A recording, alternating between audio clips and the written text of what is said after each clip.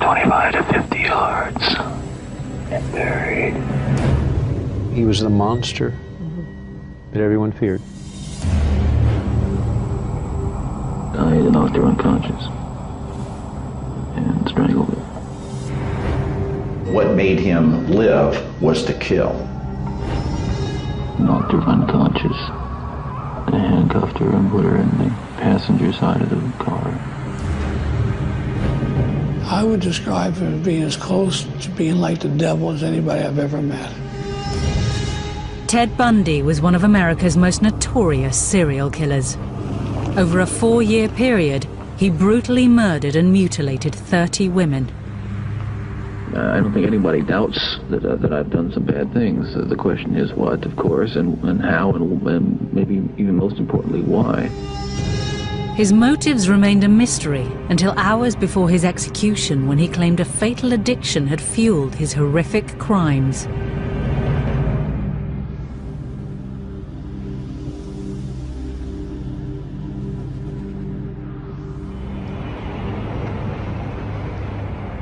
On January the 23rd, 1989, at Florida State Prison, journalists were being shut out of one of the biggest death row stories of the decade. The serial killer Ted Bundy was about to reveal what had driven him to commit some of the worst sex crimes America had ever seen. In 5 cases, he took the girls' heads off and kept them as souvenirs. In one case, I believe he bit a nipple off. He was like a shark, just, feeding in a frenzy. He could look into their eyes, he could hear their last gasp, and actually breathe their last breath as they exhaled.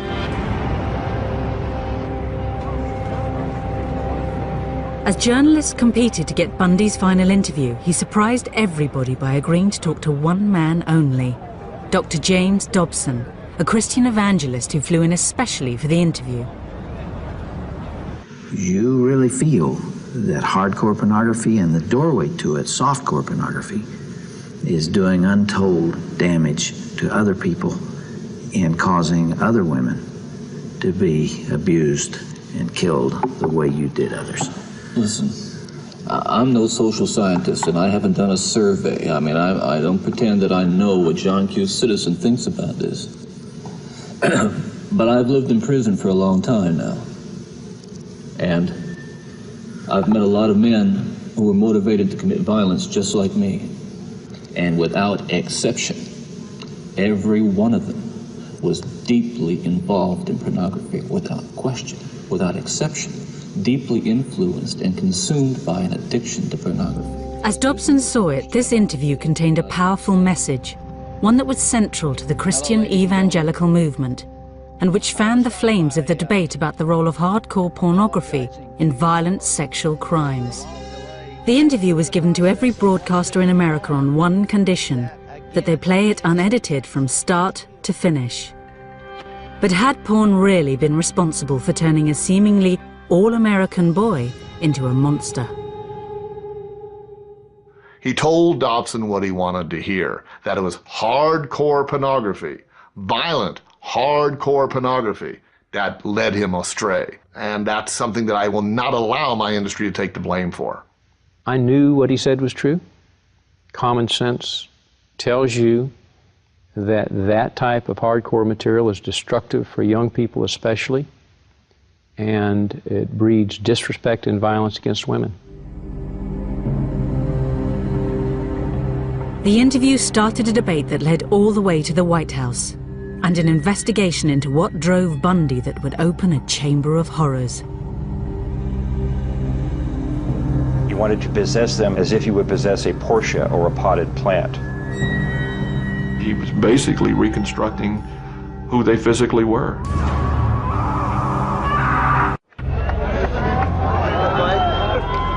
On the eve of serial killer Ted Bundy's execution, crowds gathered outside Florida State Prison, determined to see justice done to one of America's worst murderers. To comprehend all this, you have to go back a few years to try to understand Ted Bundy, what he did, and who he was. I think Ted Bundy in the United States probably is the standard by which other serial killers are judged. In a 4-year period, Bundy committed a series of vicious killings that horrified the public. Beginning with Linda Ann Healy in January of 1974, Bundy began killing approximately 1 girl a month. In fact, later on, the police would produce what they called the Girl of the Month Club, as they traced the girls who disappeared and then were later found dead. When police finally arrested Bundy, America was shocked. He appeared to have it all. He was good-looking, articulate, a law student and a budding Republican. But he also had a fatal addiction to pornography. Once you become addicted to it, and I look at this as a kind of addiction, like other kinds of addiction, I would keep looking for more potent, more explicit, more graphic kinds of material. Like an addiction, you keep craving something which is harder, something which gives you a greater sense of excitement. But had this addiction made him a killer? This controversial interview divided public opinion on the role of pornography in sex crimes. It was an extraordinary meeting between a violent serial killer and a Christian evangelist that had been brought about when God sent a message to a lawyer and his wife. We were watching the evening news, and they showed us a picture of Ted Bundy, and she looked at me and said, "John, the Lord just told me that you're going to have a dramatic influence over his life." With Christ's assignment in mind, John and Marcia Tanner became regular visitors to Bundy on death row. There was another issue that Ted eventually revealed, and that was the role that hardcore pornography had played in diverting his path to the one that he ultimately took. What happened with adult entertainment between 79 and 89 is became prolific. It became videotaped. It became accessible beyond people's wildest dreams. It moved out of the theaters and into the home. The Tanners' visits coincided with a sea change in attitudes to pornography. So when Ted Bundy said he had a message he wanted to be heard, they knew just who to approach. James Dobson was a Christian evangelist and a member of the powerful Meese Commission that had investigated the links between pornography and crime and was vehemently anti-porn. A repentant serial killer, especially one as photogenic as Bundy, must have seemed like divine intervention. I told him that I thought we could trust Dobson to not glamorize or pervert or sensationalize what he had to say, but would probably take his words and let him just tell his story. The interview was arranged for the eve of Bundy's execution and was greeted with skepticism by seasoned Bundy watchers. Dobson honed in on the pornography detail because that was his shtick. He was trying to have a war on pornography. He'd been part of a task force that he had helped get engineered through the federal government, and he wanted to use Ted Bundy as the poster child of why pornography is bad. In his 10 years on death row, Bundy had gained a reputation for being a cunning and manipulative interviewee. Dobson was entering the lion's den. With nothing to lose, this final taped interview seemed like the perfect opportunity to really find out what made Bundy the killer tick. First of all, you, as I understand it, were raised in what you considered to have been a healthy home. Absolutely. You were not physically abused, you were not sexually abused, you were not emotionally abused. No way. And that's part of the tragedy of this whole situation, is because I grew up in a wonderful home with 2 dedicated and loving parents and one of 5 brothers and sisters. In the clip, Ted talks about his childhood being loving and Christian, but at the time of his execution, a defense psychologist came up with a lot of material that suggested otherwise. It's hard to imagine the childhood Bundy described to Dobson producing a brutal serial killer. But he failed to mention something specific about his early years that others believe haunted him throughout his life. The question of Ted's illegitimacy has been sort of the topic A in all the efforts to try to figure out what was really going on inside his head. And I think it preoccupied him as well. What he'd neglected to mention was his birth in November 1946 in a home for unwed mothers in Burlington, Vermont. His mother, Louise Cowell, had gone there from Philadelphia to have Ted. She later told the story that Ted's father was a World War II veteran who had romanced her and compromised her and then abandoned her.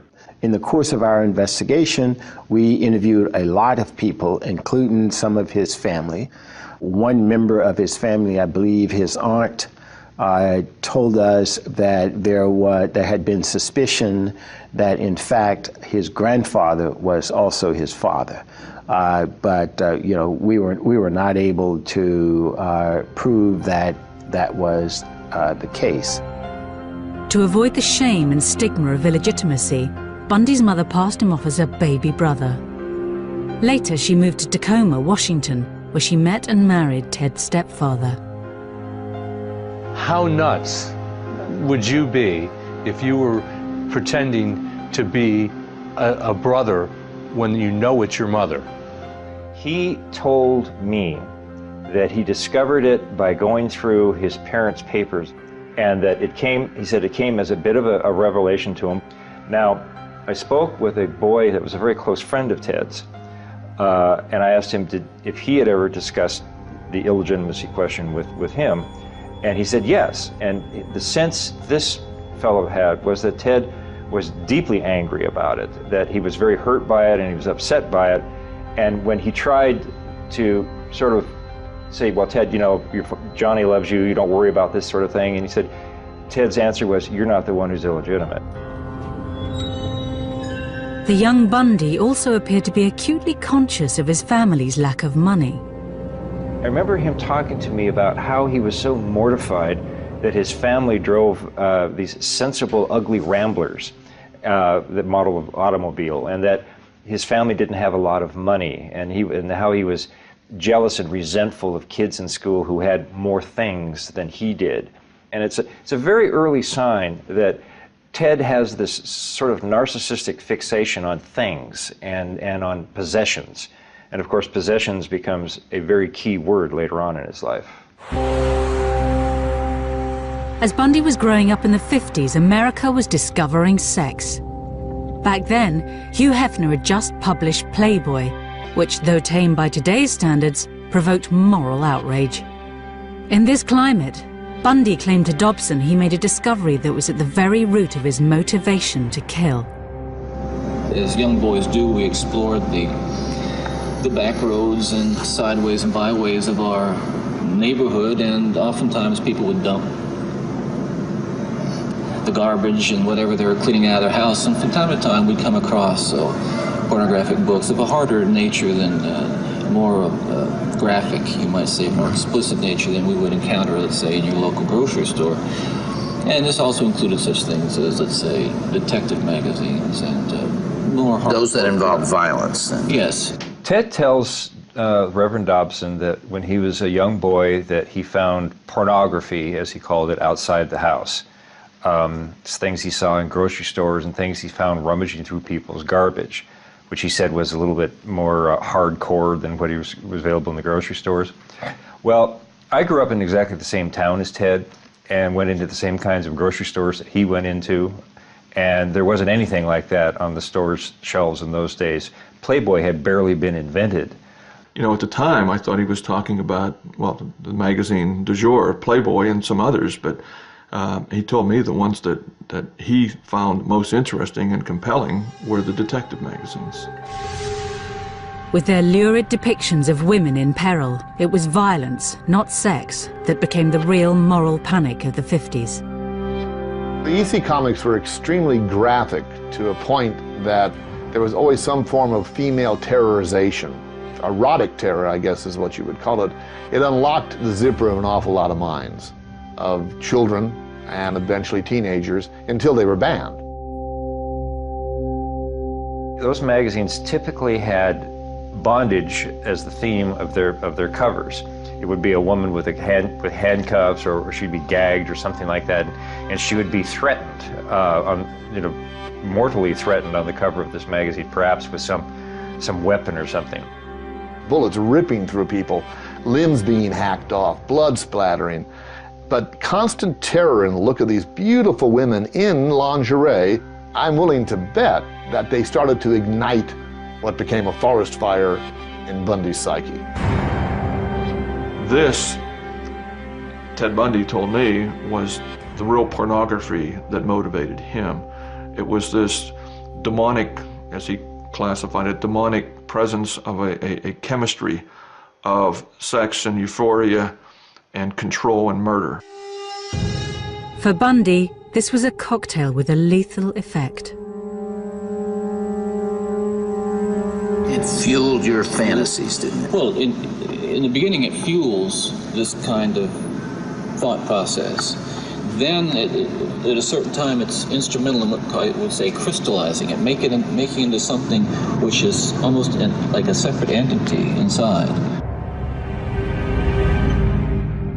When Ted talks on the tape about the entity inside him and how, his word is, pornography fueled this entity, he certainly never in our conversation said that what the entity was interested in was fueled by pornography. He said, I used the word entity in talking to people because I felt that that's what they wanted to hear, that they could accept that they would have extreme difficulty in me just saying, I decided to kill 3 weeks from now, and I've psychologically put it on my calendar, and it was going to happen. He thought that people had difficulty in comprehending that, so he said, I used the word entity or ulterior forces or something like that. It's not uncommon for other serial killers to do that. I've had the opportunity to interview many. The key issue here is that Ted was on this course to behave the way he behaved with or without pornography. Gradually, Bundy started turning his fantasies into a disturbing reality. One night, he gets drunk and he's had quite a bit to drink, and he's walking down a street and he sees a woman walk out of a bar, and not even thinking, he follows her. And he follows her to her house, and as she's trying to get in the door, he runs up behind her and she screams and he runs away. Again, he's out one night prowling around. Again, he's had something to drink. Again, he sees a woman. This time he grabs a stick and comes up behind her and hits her on the head. And then again, shocked at what he's done, runs away. He gets into peeping, which is one way of getting what he wants, working on, building his fantasies.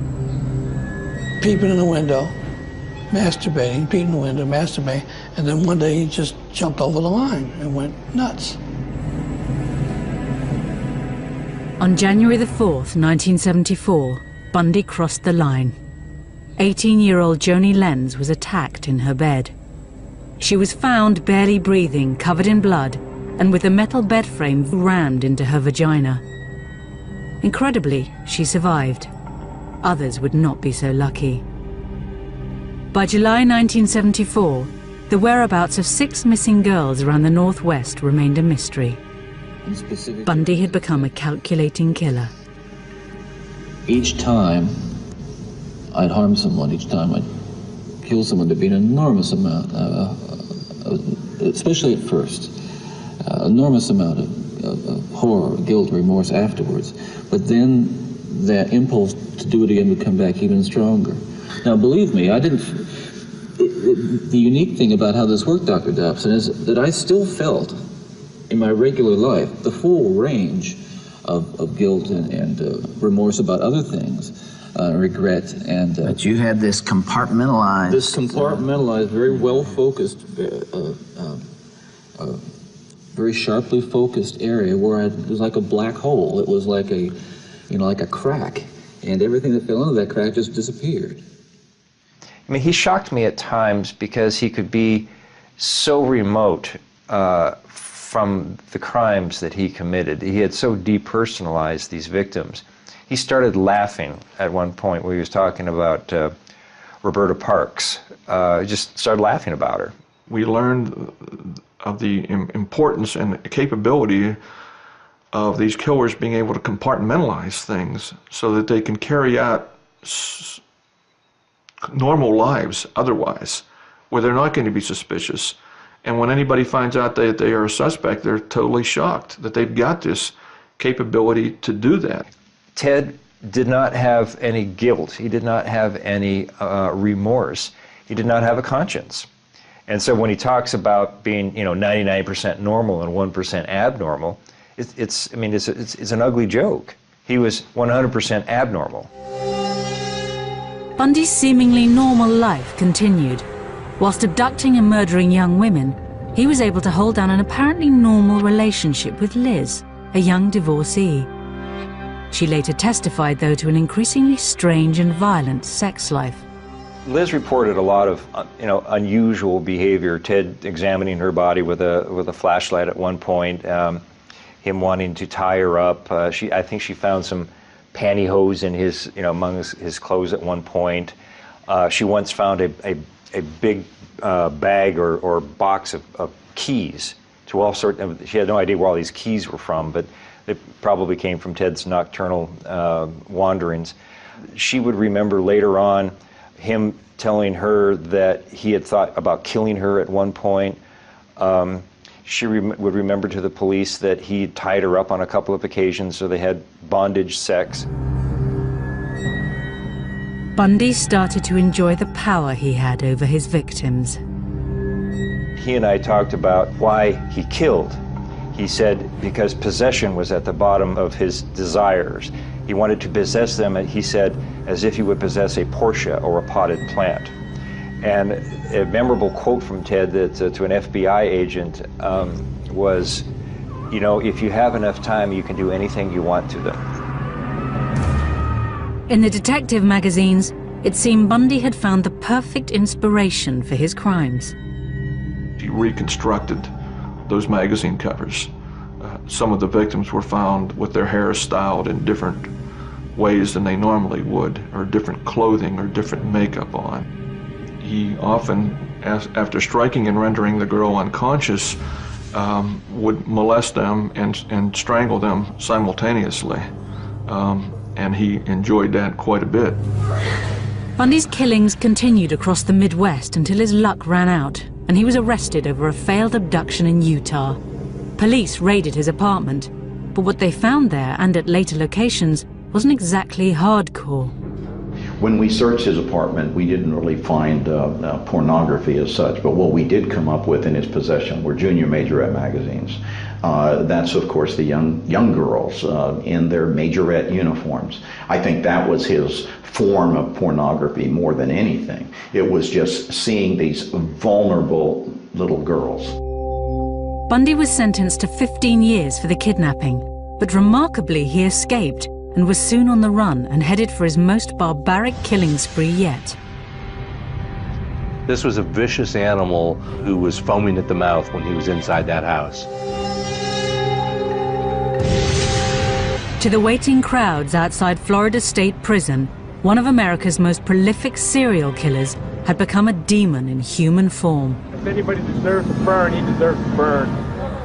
He penetrated one of them with a branch. He had bite marks on buttocks. If you took all your horror movies and put them together and got one personality out of them, there he is.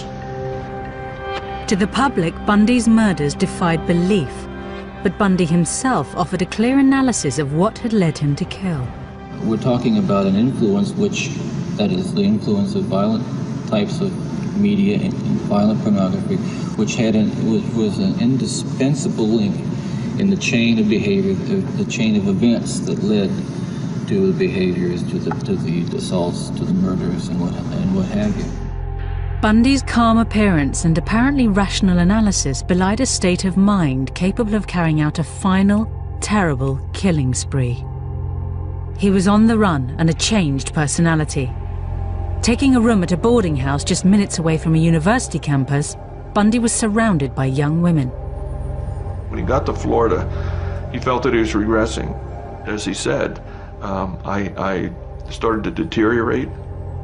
He reverted once again to burglaries, being a peeping Tom, all of those things that he started doing prior to him becoming a murderer. And then he recognized full well that he had gone into what he called his barbaric state. The killer struck first at the Chi Omega sorority house. He clubbed and then strangled to death 20-year-old Lisa Levy and 21-year-old Margaret Bowman. At least one of them was raped. The killer came in from the night and then returned to it with an ease that has so far baffled police and left most co-eds here terrified. So when Bundy left the Chi Omega house, he took off down this street and then turned down this corner here. He traveled maybe 3 blocks. And I imagine he was pretty much in a frenzy.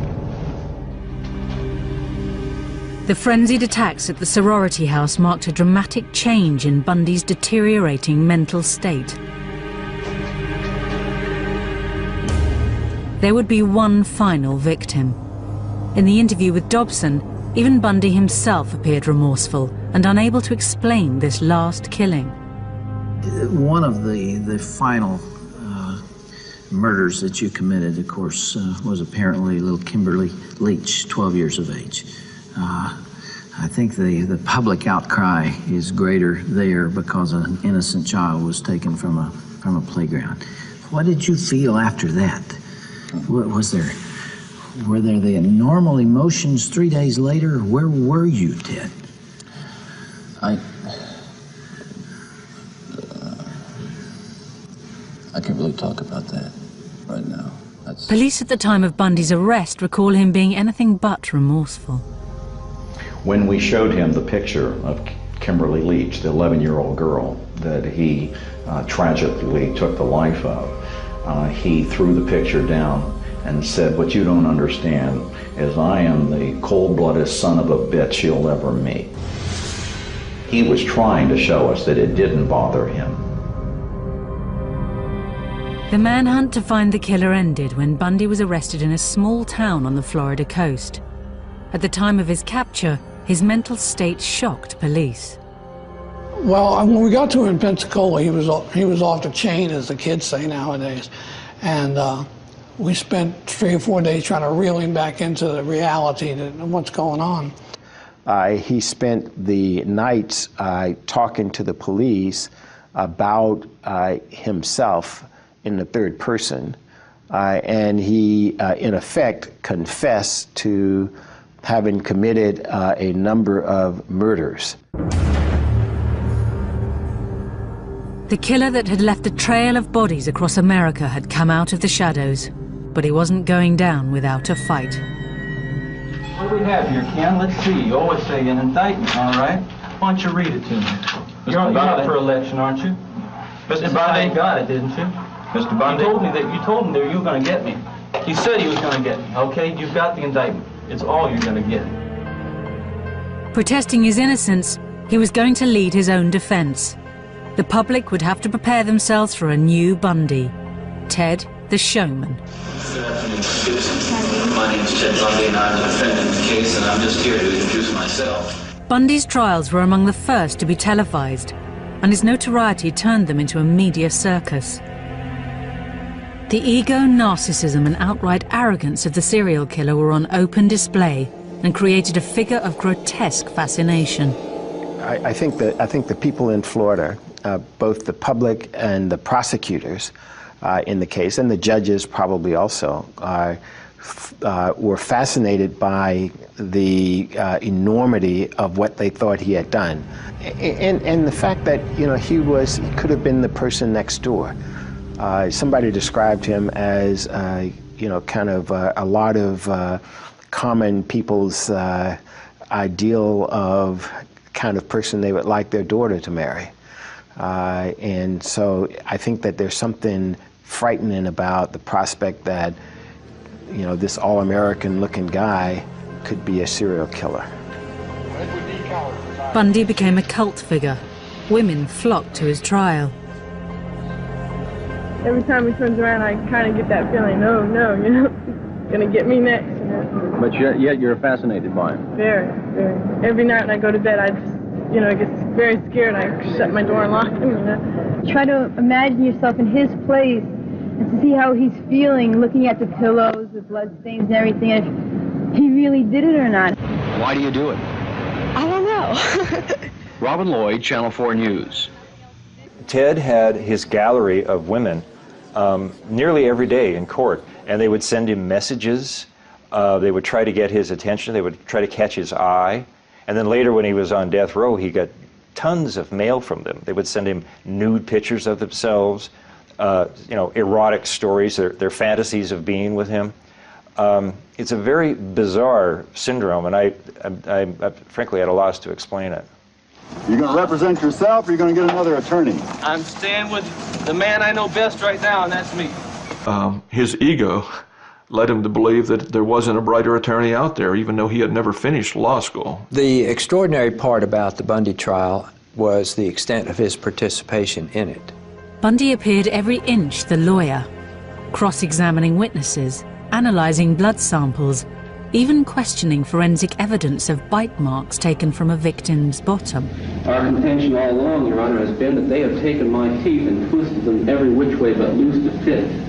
He swaggered across the courtroom and he does all the gestures, puts his hands down, and I mean, he watched enough courtroom and enough Perry Mason on television that he absolutely looked and sounded the part of a lawyer. And it was just amazing to believe that this was the guy that was accused of all these brutal crimes. Good morning, officer. Just as he had separated his murders from his everyday life, in court, Bundy separated the serial killer from the lawyer, though the jurors felt differently. He was apparently thinking he was coming across as a lawyer, and they were seeing him in a much different light. He never really appreciated the weight of the accusations that he carried with him and the effect that that had on ordinary people. The first victim you saw was Kathy Clark. Bundy appeared to relish the role of lawyer, at one stage launching into such an excruciatingly detailed cross-examination that he appeared to be reliving the crime. One after another, his trials were descending into chaos.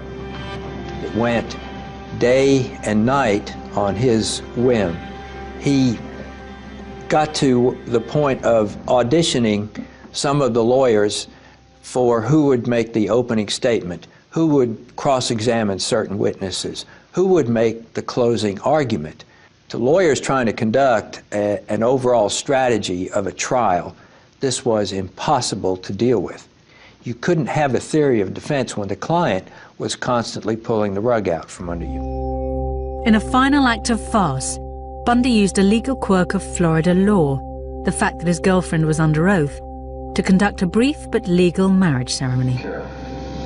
Do you want to marry me? And I want to marry you. And I do want to marry you. Here again is the difference in Ted as a defendant who doesn't see the significance of what he's doing to the jury, and Ted, the supposed lawyer in the case. I guess to Ted, it felt or made it seem that he was humanizing himself, but it looked like a trick. To me, it looked like a trick. Maybe he didn't care how it would look to a jury. Wedding or no wedding, the jury was in no doubt. Therefore, it is the sentence of this court as to count one of the indictment that you, Theodore Robert Bundy, be adjudicated guilty of murder in the first degree, and that you be sentenced to death for the murder of Kimberly Diane Beach. In the 10 years that Bundy spent on death row, books and films vied to explain what had motivated the seductive serial killer. Well, Ted Bundy was a gruesome celebrity in this country, and especially in Florida because of the murders he committed here. And at the time, he probably could easily have been called and was considered the most hated man in America. As his appeals ran out, a demonized Bundy began thinking about how he would be remembered. You know, I make no bones about it. I am looking for an opportunity to tell the story as best I can in a way that makes sense to me and the way that'll help not just you or the families, but that's very important, but also to help my own family. You see, I saw the look in my stepson's eyes yesterday, And to see the look in his eyes confirmed my worst fears. See, he said, "Could you?" He was just absolutely astounded. He couldn't understand. He was writing me questions, just furiously writing questions. I could see that that he was, how really bewildered he was, and I need to give him a chance to know, and others a chance to know what was really going on, what it was really like for me. He wanted to create a legacy for himself that was something other than murder. He wanted people to see that there was another side of him, and that this other Ted had done things that were socially valuable and that were redemptive in some way. The interview with James Dobson gave Bundy a unique opportunity to offer himself up as a stark warning to society, framing his crimes against the backdrop of a young boy fatally corrupted by pornography. Those of us who have been so much influenced by violence in the media, in particular pornographic violence, are not some kinds of inherent monsters. We are your sons and we are your husbands. And we grew up in regular families. And pornography can reach out and snatch a kid out of any house today. It snatched me out of my home 20, 30 years ago. Towards the end of the interview, Ted sort of begins to catch on to what Dobson wants him to say, and you notice that he issues these dark warnings about all the other the other minds out there that are being polluted by what they see on cable TV, and what he's arguing is that the individual responsibility, to be a citizen, to not be sociopathic, to actually be empathetic and have a conscience, can be undermined by dirty pictures, and it simply is not true. Well, I believe Bundy was used as a weapon by the right-wing, conservative, very religioso, might even call him religious mafia, who decided to use him because he perpetrated sex crimes. And the minute the word sex rears its empty head, you can blame it all on the adult entertainment industry. So Bundy becomes their banner. He becomes their bloody flag to wave into the face of all these people who, because they're watching adult material, might become future Bundys. What a crock of shit. Porn as a source of inspiration or pushing these guys along, as Ted tried to say, is you have to be very careful about that, because one man's pornography is another man's bore. And the stuff that Ted read would not interest another separate offender because he had a whole separate group of fantasies that he's feeding. Plus, pornography is not necessarily sexual violence that you might find prepackaged in a magazine or in a video. When you really examine the psychology of the aberrant offender and where they go to look for things that interest them and help ratify their needs and all that, it's not necessarily what you would think. When Ted was arrested, for instance, he had a bunch of cheerleader magazines in his car. And this was deep, deep, deep into his psychopathology. It's at the end of it, when he was still looking at magazines that 12-year-old girls get in the mail.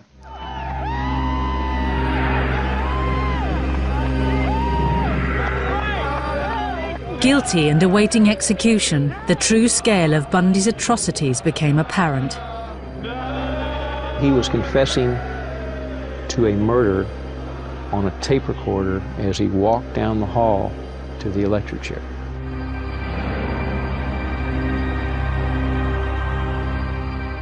He learned that his appeal had been turned down about midnight. I understand he received a call from his attorney, Paulie Nelson. Prison officials are now preparing to shave his head and prepare him for execution at 7 o'clock. The execution of Ted Bundy couldn't come fast enough for a crowd that was beginning to feel like a lynch mob. I think it was clearly the circus atmosphere that developed here this morning.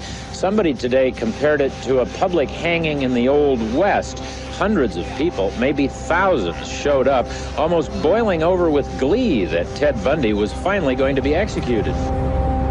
Bundy's final interview was headline news. and Dobson eagerly fed it to the waiting media.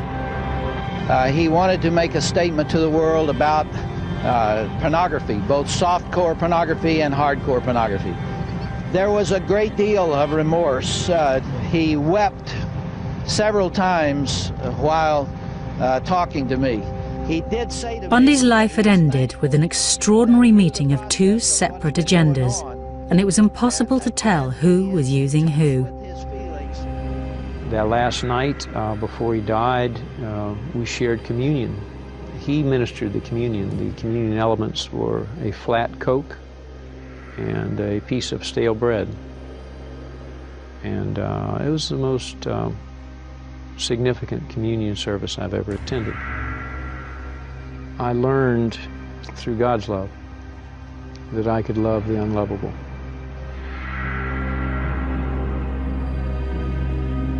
Bundy was suspected of having killed 30 women, but by the time police and FBI finished questioning him, that figure was closer to 100.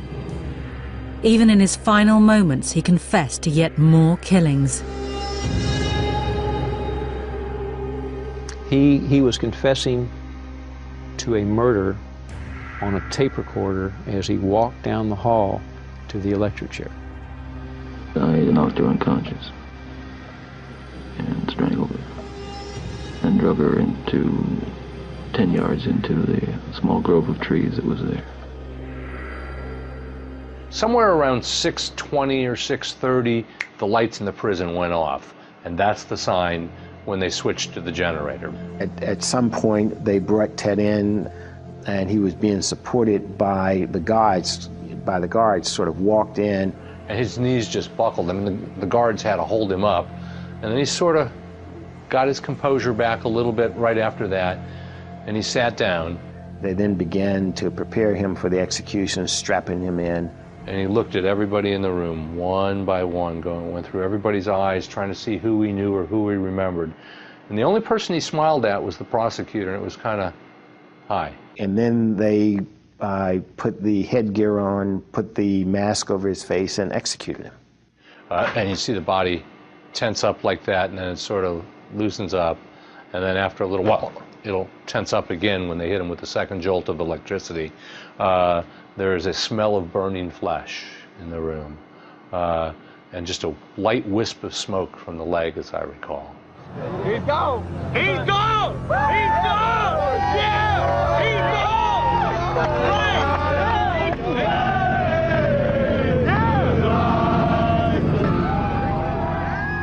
Bundy the monster was gone. Florida had waited 10 years for its revenge. In the days after his death, one question went to the heart of Bundy's killings. Ted, what would your life have been like without that influence?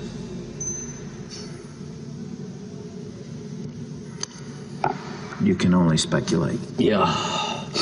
Well, I know it would have been far better, not just for me, and excuse me for being so self-centered here. It would have been a lot better for me and lots of other people. I know that. Lots of other innocent people, victims and families. It would have been a lot better. There's no question, but it would have been a fuller life. Certainly a life that would not have involved, I'm absolutely certain, would not have involved this kind of violence that I have committed. He starts out by saying, pornography didn't make me do it.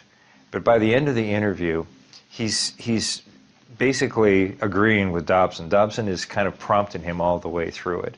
I mean, Ted is fairly honest early on. He says, I'm not going to, it's my responsibility.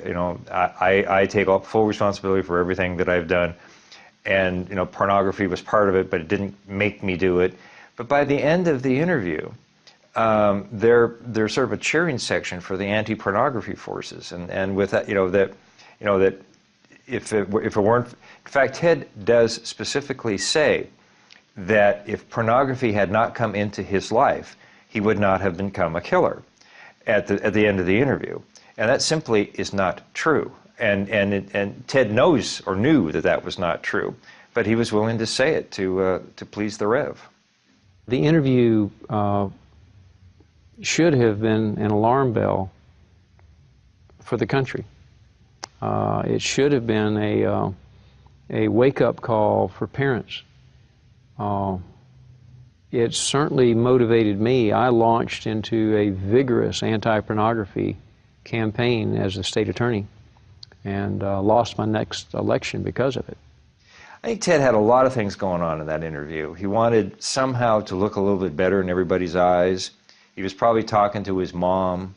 He was probably, he was so careful saying, my mother loved me and she protected me and all this sort of thing. It was Bundy trying to put his spin on his career.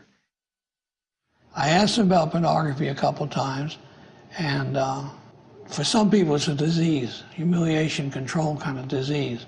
Other people it's just fun. But I asked him about it, and he said, why would I need pornography when I have the real thing? And then from what he's done during some of his alleged murders, he did have the real thing. I've heard some people say he obviously had some brain damage as a young child. Others will say it's an inherited bad gene. Others would say it was a psychological scars from his youth. Others would say he read pornography.